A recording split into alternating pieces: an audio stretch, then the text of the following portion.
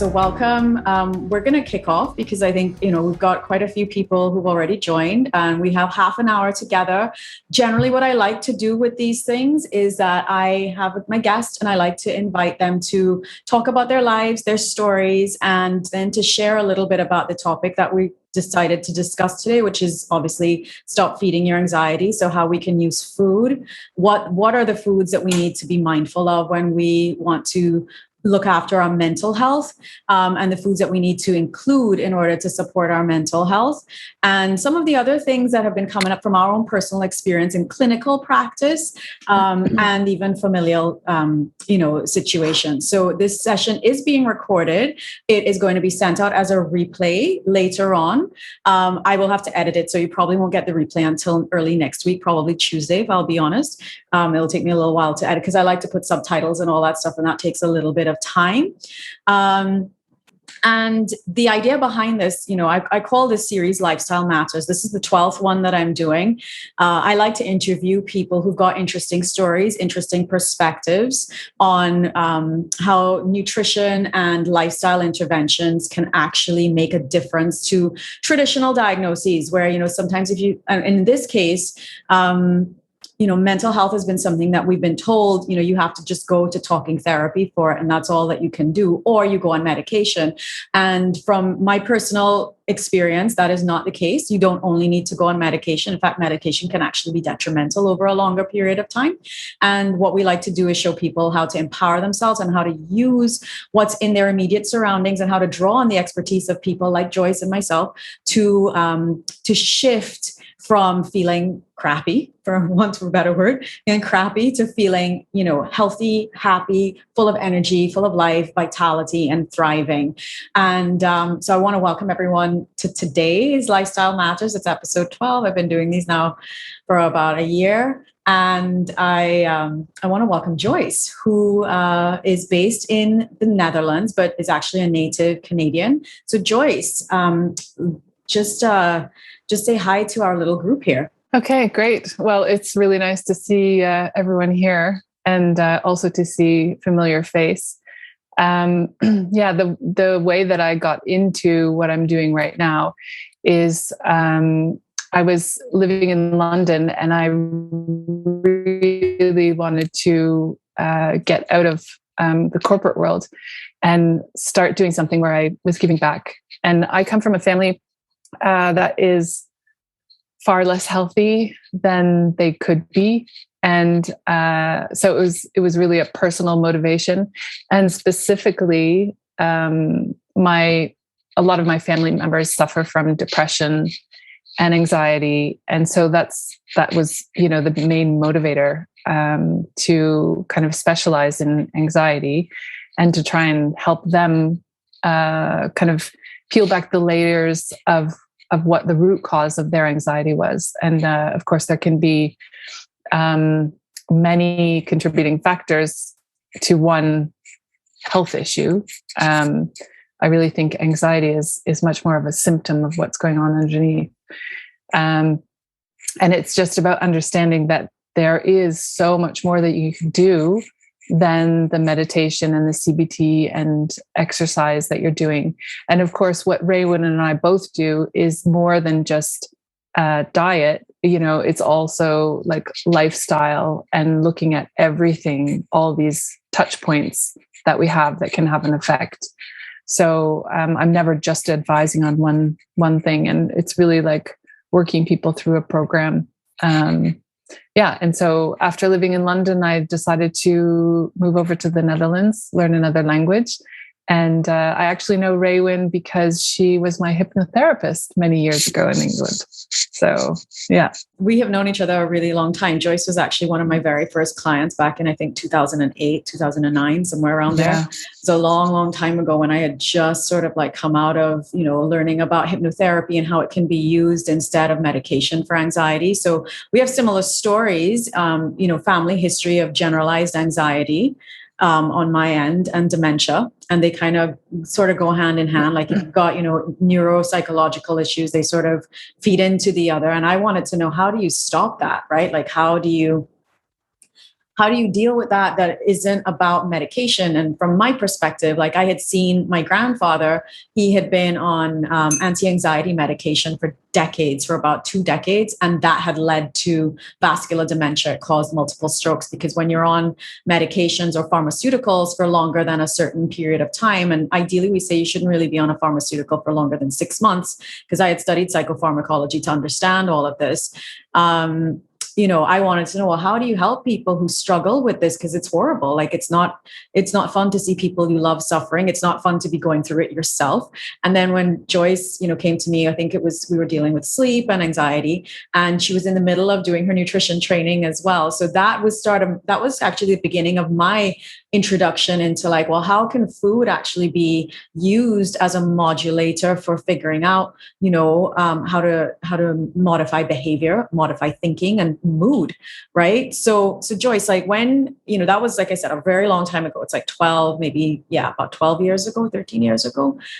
Since then, you've made this big move and now you help people using nutrition. Do you want to talk a little bit about how that's been going for you and who are you helping and what's your sort of typical client? So the people that I typically work with are women that are suffering with anxiety. So it doesn't even need to be diagnosed by a doctor, but if you recognize that your stress levels are kind of, or your reaction to stress seems out of place compared to other people, that's also, clear enough to say that you are suffering from anxiety. Could be general anxiety disorder, can be from anything. So typically I work with women. I do have male clients as well, but I think that women tend to gravitate towards me much more than men do. And I think also that I find a lot more women are suffering from it, but also women are much more open about talking about it. And women tend to be much more proactive about their health. So for that reason, you're seeing the same thing probably, right? Yeah, that's exactly right. Because, I started off thinking that I was going to be helping lots of bankers because I was in Canary Wharf and, men don't want to talk about being anxious. They don't want to talk about being weak or being perceived as weak. But women, on the other hand, they show up. They will show up because they're like, I can't continue to live like this. Like I've been on, and they've been on all the meds. And in my case, like I see a lot of women with, issues around their hormones, like they have got, sluggish thyroid, or they've got low sex hormones, or their cortisol levels are very elevated. And, we can test for all those things because they paint a picture. In your case, like what are some of the first things you do when someone rings you up and says, hey, I am not getting a lot of sleep. I feel like I'm overreacting to little things, like I'm irritable more than usual. I'm afraid of doing things that I might have previously enjoyed doing, where I just don't feel like I want to do very much anymore. What's the first port of call for you when someone shows up to do to work with you? What do you do? I have a really comprehensive questionnaire that I use, and what that does, it's kind of divided into categories, and those categories are the systems in the body. So it could be the detoxification system, the immune system. It could be related to digestive health, things like that. So first of all, the questionnaire kind of identifies the areas that maybe need the most urgent attention. And that might help us while working with the person's individual goal. It might direct us where we get started. What are the things where we can get the person feeling the best, the fastest, right? So you want to have these easy wins. And then you start digging deeper and peeling back all the layers. So, and you do that really by using a lot of lab testing. That's a big thing that can really direct us to be very specific in what we can do so that we can just, get people feeling better as quickly as possible. I've been amazed actually on my end, like how fast that worked for me, because I had, I think a little bit about my story. I sort of knew that I had a parasite for like years, and nobody, not my doctor, my gastroenterologist, no one, they were just like, oh, there's nothing wrong with you. Like it's in your head, you're making this up. And, when I finally got into functional medicine after, I tried all kinds of things, homeopaths, Reiki, acupuncture, typical gastroenterologist, did all the things, neurologist, psychiatrist, all that stuff, and their whole solution was like, well, let's just give you some medication, like off you go, take that. And I'm like, well, I'm not really comfortable being on this indefinitely. Like, why can't we figure out why I have to keep taking these things? So when the functional labs finally showed up, and I found someone to work with where that, I started to get answers and relief, because it was as quick as within like 3 weeks, I started feeling better. In fact, the first 10 days, I'll tell everybody, they were rough. Like, I felt awful. In fact, my first 3 days, it was not fun. But then my sleep started to improve. My panic started to go away, because I used to have panic attacks.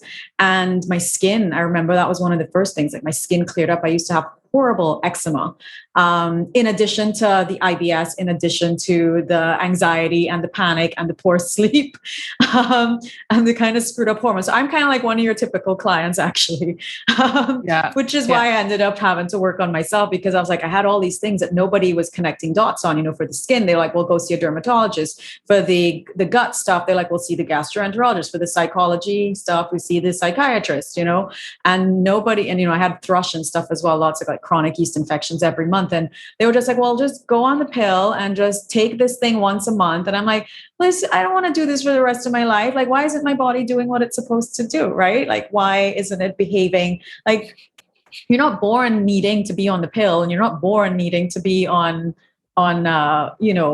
UTI medicine or whatever, antibiotics. So why is it and why am I so susceptible to bugs? So the functional tests, I feel, have been probably the biggest game changer in my life. And which is why I know you feel the same way. That's why we're such big advocates of like, test, don't guess. Where do you start with that? Like, I know you have the health questionnaire, and that's kind of like, you have to do some analysis and then you recommend, is that how it works for you? Like, you then start to recommend like what labs they should look into? Yeah, that's often a big kind of directive piece of my work. So the questionnaire really helps. You can tell so much by symptoms, right? So someone might have a grouping of symptoms. Like, if you suffer from anxiety, you know what your specific symptoms are. It could be like gut issues. Maybe you have IBS. You might have heart palpitations. Maybe you even have low libido. That can be related as well, to our stress response. So that's what helps direct me. And of course, there are some other tests that you can do that kind of offer like a general indicator as to areas in the body where you might look at. So I was just posting about this today. For example, earlier this year, I was under a huge amount of stress. And, that's normal, like that we have these periods in our life where we go through stress. And I kind of, out of all the things I was doing to kind of pull back, lower my stress, minimize how I was responding, I even spoke to a therapist, like was doing all kinds of things with supplements and foods. I feel amazing now, but I just recently did an organic acids test, and the results show that I have yeast that is sitting in my stool, in my gut, doing something funny. So, I wouldn't, if you would just looked at how I was, you would never guess that that was going on. So the thing about stress is that it often has long impacts in the body. And you can't tell just by looking at someone, or sometimes even knowing how you feel, that something is going on. So functional testing is really, really useful in so many ways. So that's, when I look at the symptoms, I look at which lab tests could be done, and typically what we know about anxiety and where the issues are. And that's amazing. The organic acids is actually one of my favorites, because what I've seen a lot of is that people show up with a diagnosis of, let's say, anxiety and IBS. And the IBS is actually SIBO. And then the SIBO is actually a very far downstream problem, because it's actually linked to mold illness, or sometimes even Lyme disease. So, which is why, like, I love doing, like you said, like using things like an organic acids to figure things out. Now, I'm really happy to hear that even though you knew you were feeling okay and you started feeling better, you still went ahead and checked on what was was going on, because that's something else. Like sometimes the minute we start to feel okay, we're like, okay, I don't need to do anything anymore. I don't need to continue. I'm like, and I remember, my journey has been a long one. Like when I started to feel better after that first month, I was like, all right, fine. Like I eliminated gluten and dairy for like 28 days. Now I can go back to them. Because I felt, oh, I feel great. I got my energy back. I'm feeling better, blah, blah. And then, you crash and burn when you kind of revert to old habits just because you temporarily feel like, oh, I feel good again. You've lost oral tolerance to some of the foods that you'd eliminated. And then when you reintroduce them, just like bombing your body with them, it's sort of like, whoa, you're now super sensitive to everything. So, So I like that you talked about that. Even though you started to feel better, you still went ahead and did some lab work because you still wanted to check on what was going on. So I get this question a lot, and I would love you to be able to answer it, because I recently saw someone for an enrollment call. I like to call them that. They're enrollment calls, and to decide if they're a good fit for what I do. And she's been going through. She has endometriosis, so that's her diagnosis. Terrible anxiety, panic, poor sleep. Has had multiple surgeries for the endometriosis, fibroids, you name it, she's got it. Her body's producing too much estrogen, all that stuff. But and that's also another factor with anxiety. Anxiety is a blanket diagnosis and it has multiple causes, right? So it could be too much estrogen. It could be candida, mold, fungus, whatever else is going on. It could be situational. It could be down to the things that you're experiencing in your life. But with this person, she couldn't really get her head around like, well, why can't my doctor order these tests for me? Can you answer that, since you've been a nutritional therapist longer than I have? Well, I think, in the medical world, they have certain protocols that they follow that are actually like even international protocols. And I think that that's part of it. The other thing is it might be down to the funding from the government and what they will pay for. Of course, there are tests that are, that can be very expensive. So, I think that doctors are very cautious about wanting to recommend them. And I think especially in the Netherlands, they are much more cautious about, recommending tests that you can do. We have private healthcare here that everyone is required to pay into. And I know in the US you have private healthcare. There's some public healthcare, but pretty minimal.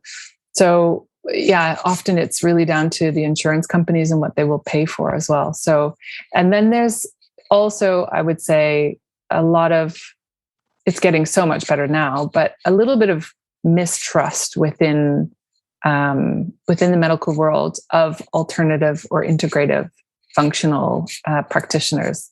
So it's a lack of understanding. I know that doctors here in the Netherlands, they get about 6 weeks, of nutrition training, which out of, the 5, 6, 7 years that they study is really very little.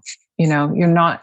So I think it's also just a lack of knowledge, how these kind of things can help. So, yeah. Great answer, because I do feel like there is a little bit of ignorance on their part. And I am remembering when I was growing up, my dad used to he used to run like this. It's not integrative, but it was just like a center for doctors. And I used to be sick all the time. I was on chronic antibiotics like since I was, 3 years old, like nonstop, which is no surprise why my gut was a mess.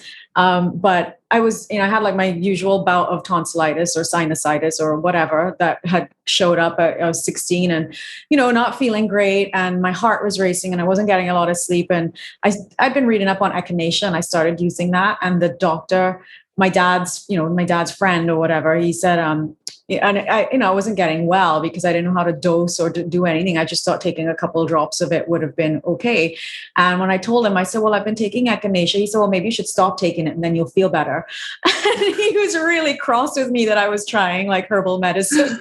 So He said, just stick to the amoxicillin and you'll be fine. I'm like, but I'm on amoxicillin every single month. Like I'm clearly not fine. Like, why am I always on antibiotics? But so I was trying to figure out, well, I'm And back then, like I said, I was 16. I'd sort of figured out, well, my immune system is the thing that's not working. And with 90% of your serotonin being produced in your digestive tract, right, as well as your immune cells, you got like 80% of the immune system is in your digestive tract. The link between immunity and gut health is, indisputable. And then the link between mental health and gut health is indisputable. So you've got brain health. And that's something that I want us to kind of delve into now. Like now that we have got, we kind of covered all the basics. We talked about you and, your origin story. Let's talk about this gut brain connection that I don't feel, like you said, doctors are just, maybe now it's becoming more popular, but 10 years ago when I started moving into this space, like it was just not something that was ever nobody even acknowledged it. They couldn't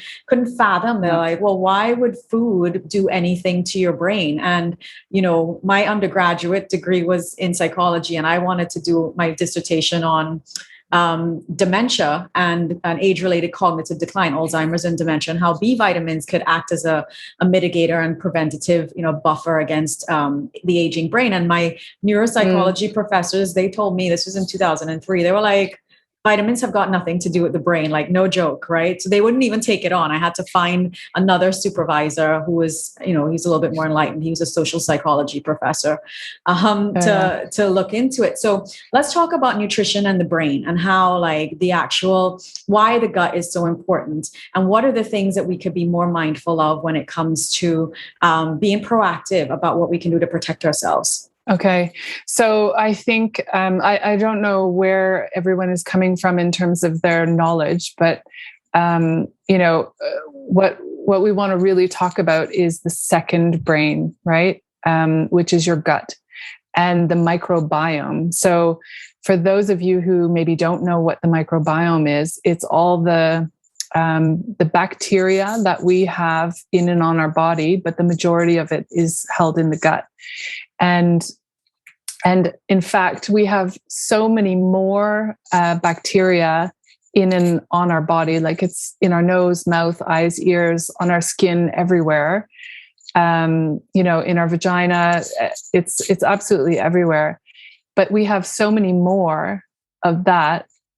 So it's like the DNA of our bacteria is so much more than our own DNA, our self DNA. So we're actually more foreign than we are self. But so it's such a huge thing. And what we hold in our gut is about 2 kilos or 3 to 4 pounds approximately of bacteria. So, you can imagine the sort of influence that it might have on our health.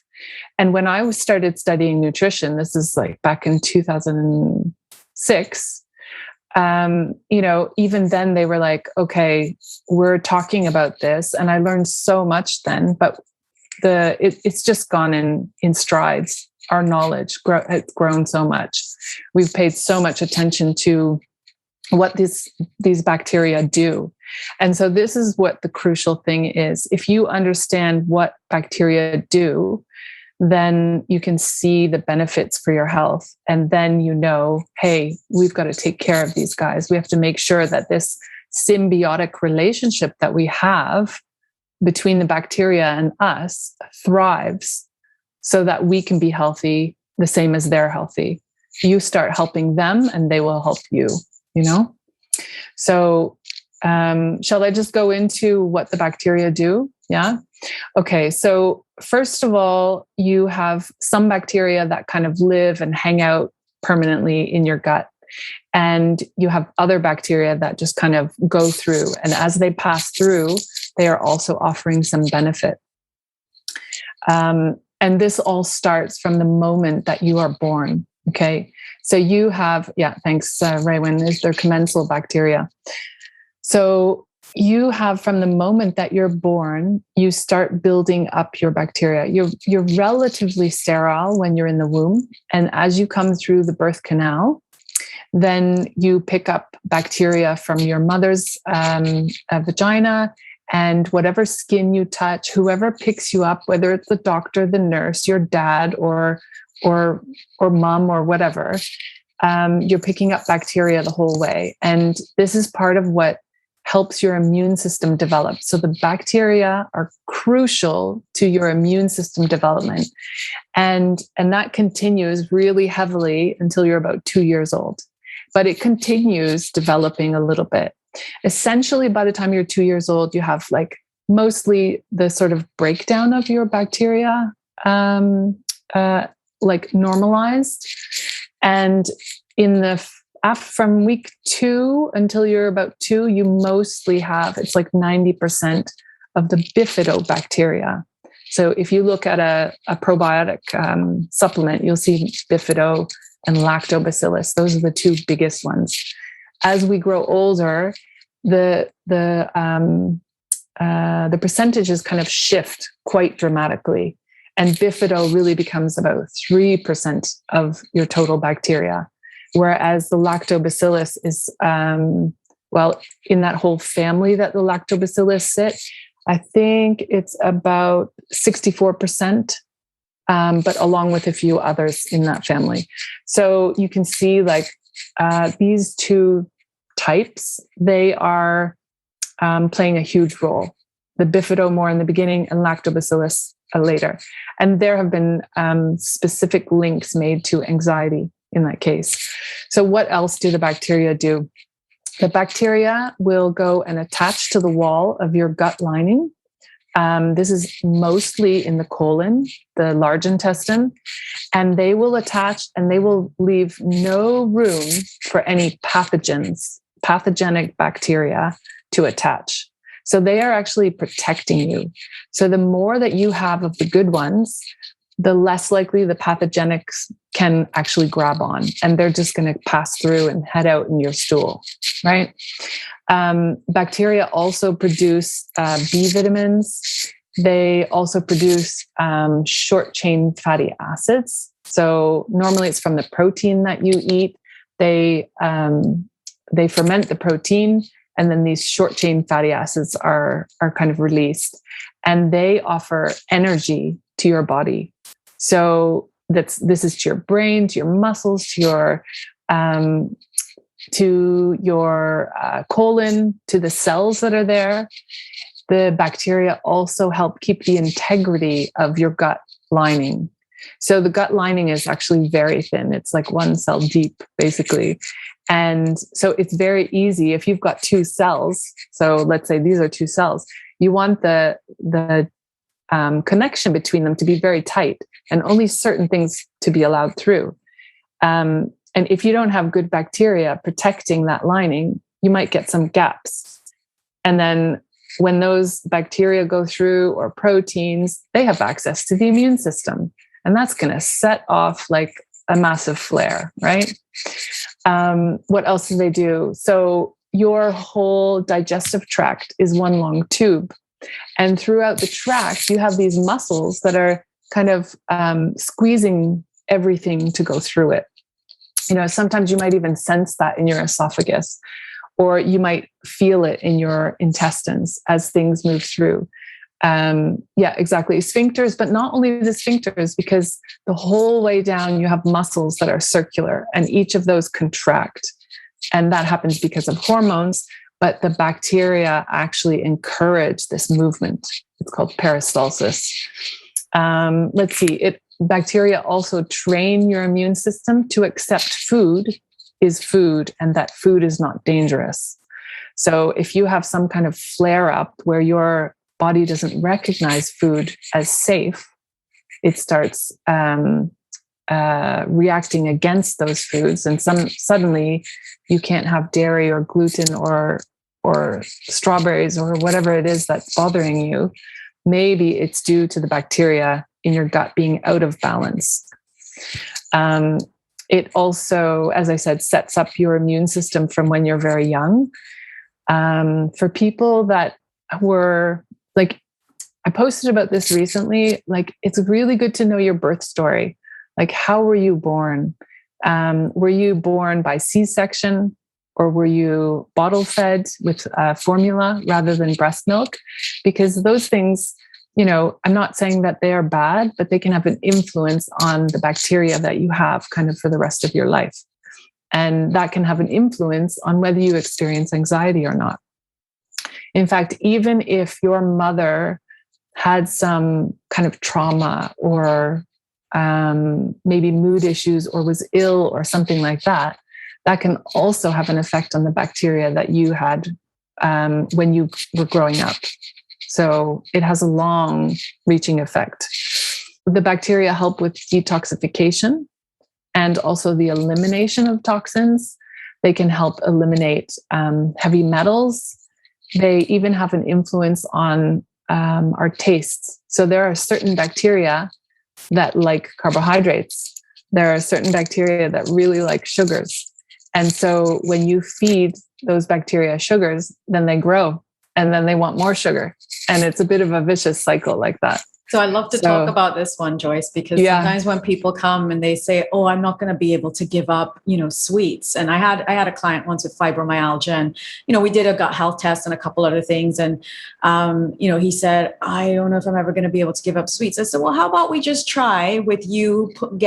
What's happened here is that you've got this overgrowth of all these things." So he had a couple of bugs that were not the commensal ones, not the friendly ones, the opportunistic ones, right? And I said, to be honest, what's going on here is your bugs are the things that are craving the sweets. It's not you. So if we start crowding them out with good bugs, then what should happen is that you're not going to have this overgrowth of bad bugs because they're being crowded out, and you won't have these cravings anymore because it's not really you craving the sweets or craving, I don't know, whatever it was, donuts or pizza. You're not going to be the one craving it because we'll be crowding out the bad bugs with the good bugs. And that's exactly what happened. He said he was actually shocked by how easy it was because we started using really specific supplements for that, to help balance out the bugs in his digestive tract and to remove the unfriendlies. I just call them unfriendlies. We got friendlies and we got unfriendlies, and we want to crowd out with friendlies and remove the unfriendlies in order to help balance out the bugs and to balance out things like mood, even things like pain, joint pain, fibromyalgia, fatigue, all these kinds of things that are associated with gut health. Can I go back to one thing that you talked about just now about protein? You talked about protein, and this is something that I don't think a lot of people are aware of, that amino acids are made of protein, and that serotonin and your neurotransmitters are made of amino acids, right? So serotonin, melatonin, tryptophan, like that's that whole family of like happy, good mood neurotransmitters. So how do you feel about diets that are like, more rich in protein, as opposed to like the sort of standard Western diet where people eat like bread and cereal for breakfast, and then they kind of, then they have pasta salads for lunch, and then they have potatoes and rice and stuff for dinner. Like, what's your kind of take on being, on kind of addressing that issue? I'm really a big fan of having protein, especially when you're suffering from anxiety, because not only are you breaking them down in like you're giving the bacteria food to eat. And when they break it down into the amino acids, then they can take the amino acids and make those neurotransmitters, which they actually use as communication within the gut. That's how they communicate, and we get the benefits of those things. Like one you didn't mention was GABA, which is an inhibitory neurotransmitter, which helps calm you down, and which, when you're suffering from anxiety, you're more than likely to be low in. So one of the things is to look at how much protein you're getting in your diet.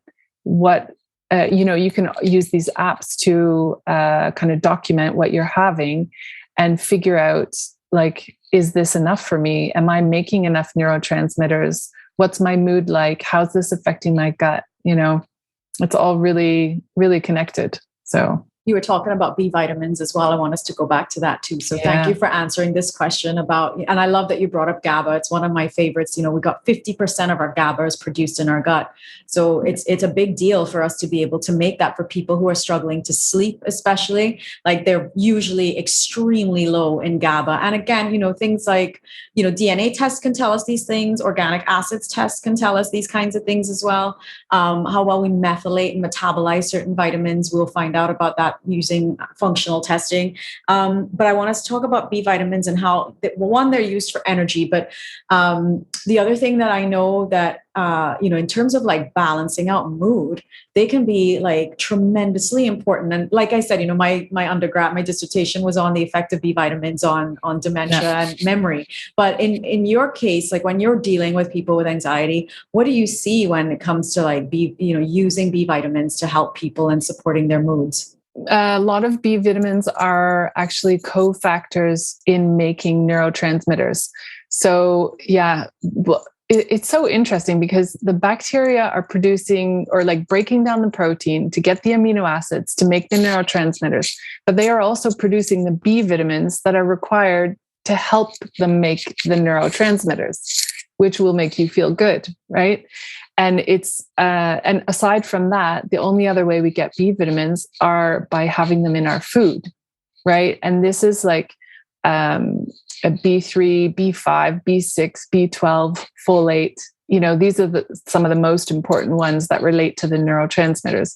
And they are essential to make neurotransmitters, not to mention the role that some of them play in our stress response, So it's when you have B vitamins that are coming in through your food and you're digesting them, absorbing them into the body, you're going to have like a knock-on effect to so many areas of health.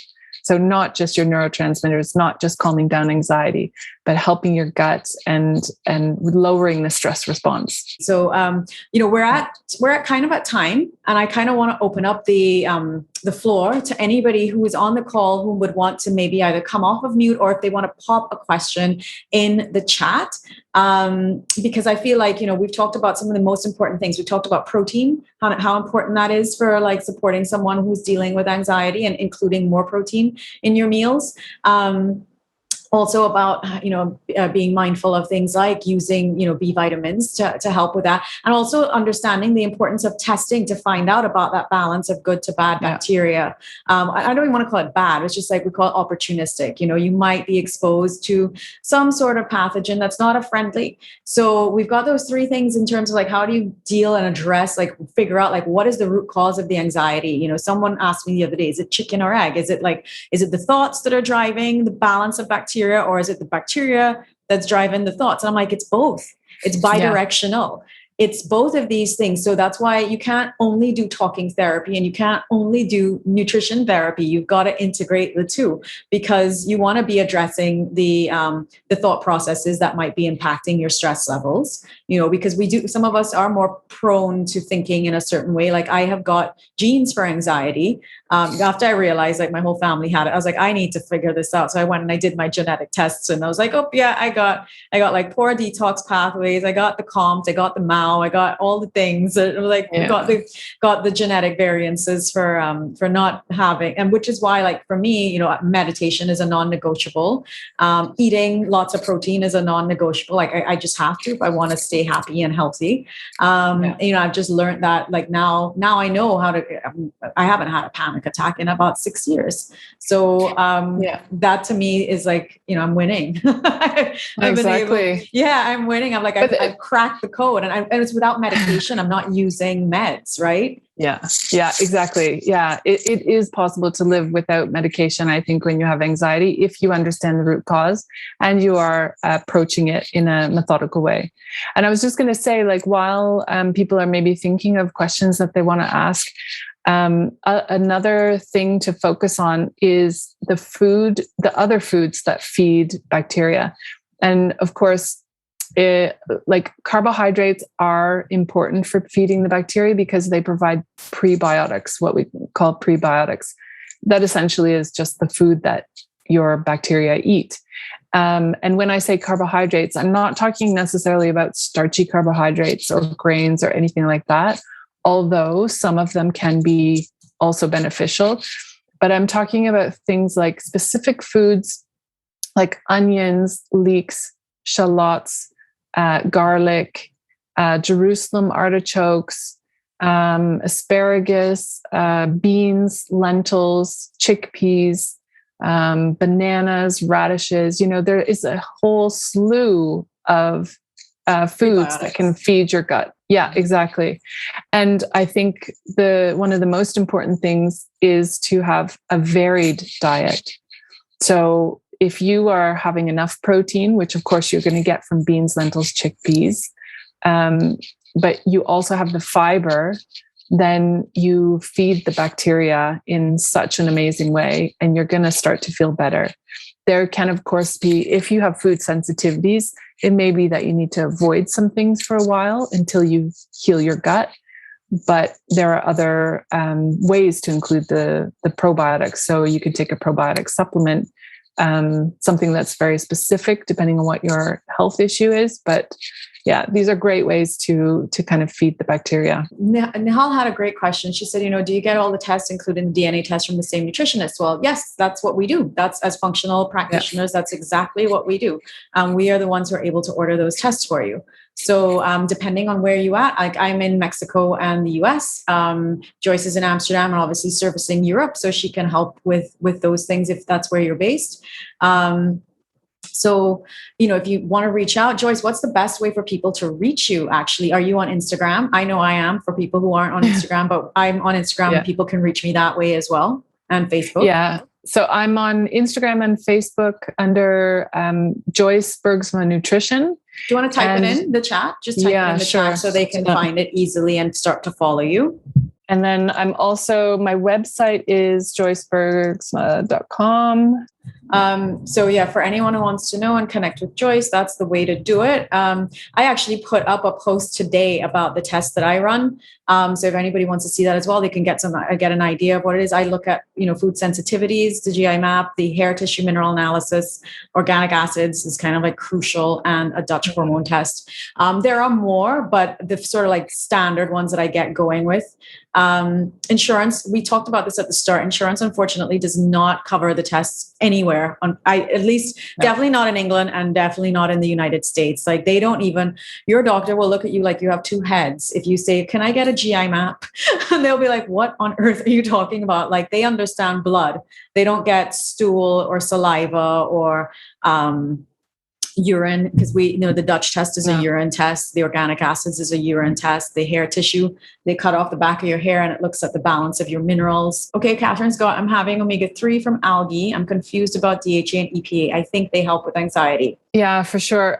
So like, these are the essential fatty acids. And if you think about it, every single cell has a surrounding layer of fatty acids, so the fats that you really need in your body, and your brain is 60% fat.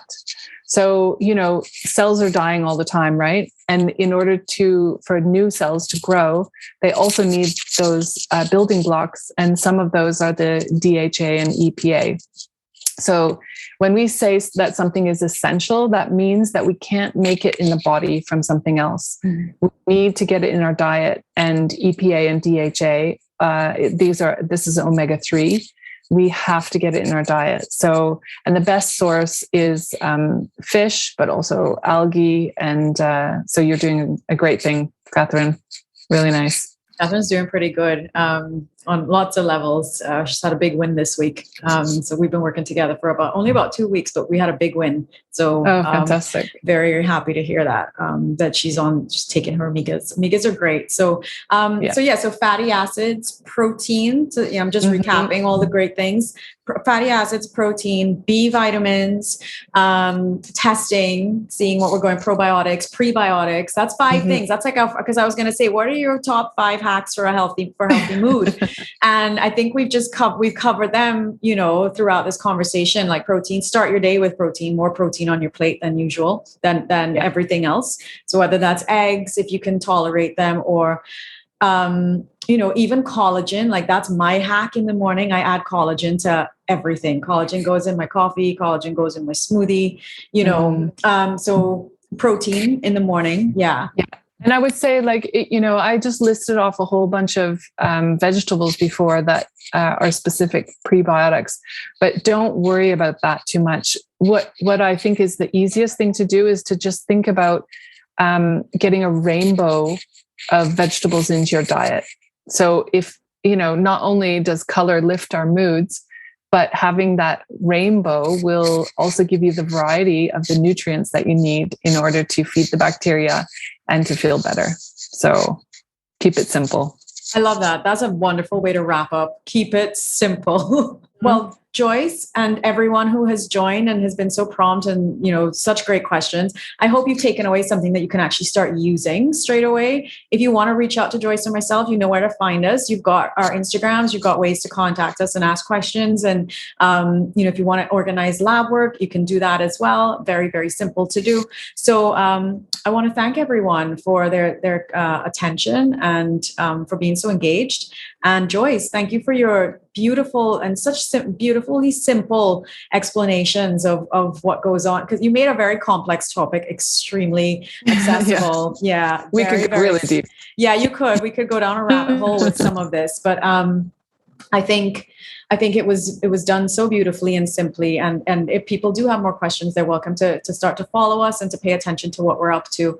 And the replay, like I said, will be out in a couple of days. It's going to take me a little while to edit and get all the things, subtitles and all that stuff built in, but it will be emailed over to you in the next sort of couple of days. So everyone, if you're in the UK or Europe, have a wonderful evening. If you are on my side of the world, have a good rest of your day. And we will see you soon for the next one.